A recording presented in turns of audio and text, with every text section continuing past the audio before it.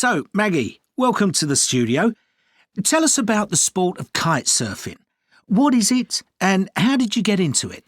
Well, in kite surfing, your feet are strapped to a surfboard and you're holding onto a big kite, and the wind takes you along on the water at tremendous speed.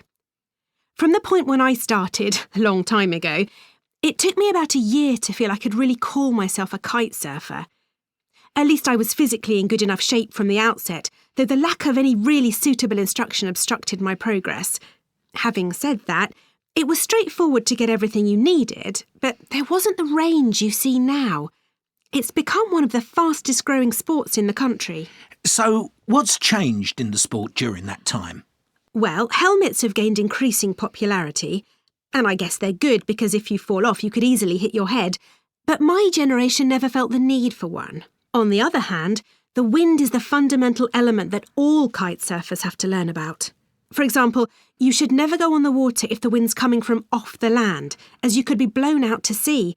And I'm not sure if kite surfers now are as up on that as we were. Of course, they'll know obvious things like not surfing in places near rocks or power lines, but sadly those hazards still aren't as flagged up as they might be. Right. And you now take part in international events. Yes, I'm going to Fiji soon for an 8-day competition.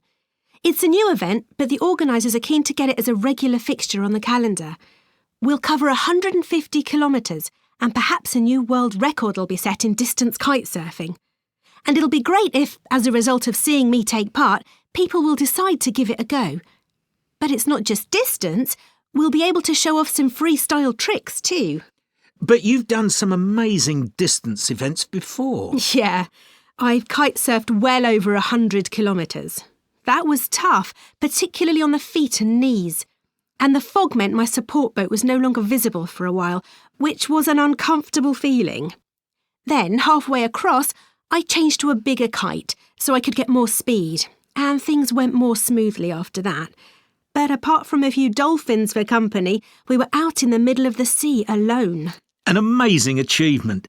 So, why have you done so well, do you think? Well, it was always likely that I'd take up some kind of water sport because I grew up near the sea and my parents taught me to swim at an early age. It was the unpredictability of kite surfing that appealed to my nature, really. I've always gone for things that are less straightforward. But of course, you don't get anywhere if you don't practice. And kite surfing's a growing sport. What do you think about the people taking it up now? Well, kite surfing's a free and easy sport without many regulations that everyone has to follow.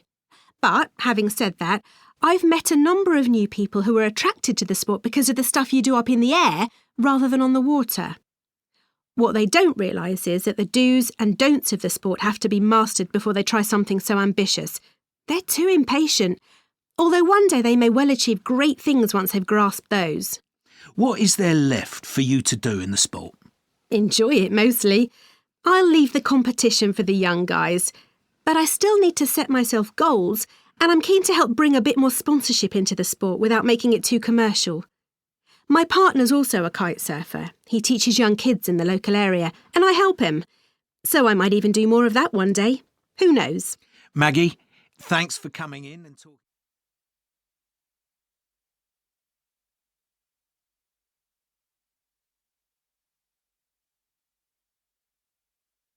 Now you'll hear part 4 again.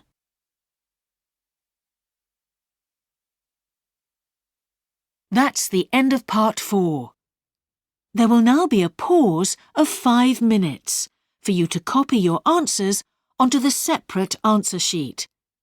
Be sure to follow the numbering of all the questions. I'll remind you when there's 1 minute left, so that you are sure to finish in time.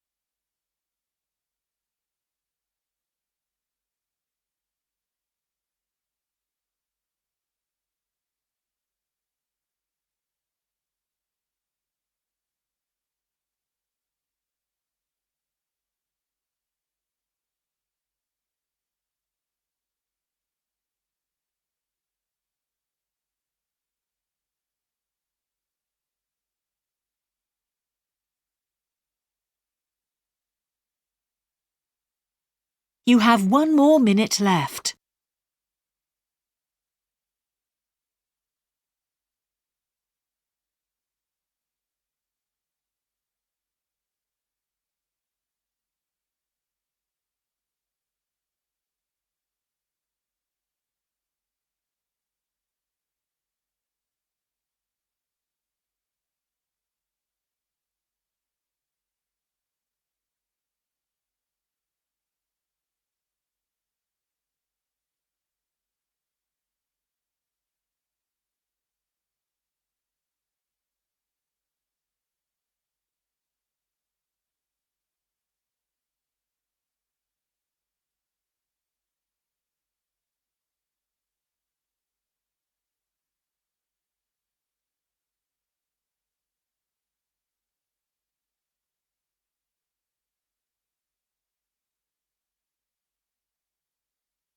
That's the end of the test.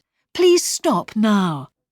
Your supervisor will now collect all the question papers and answer sheets.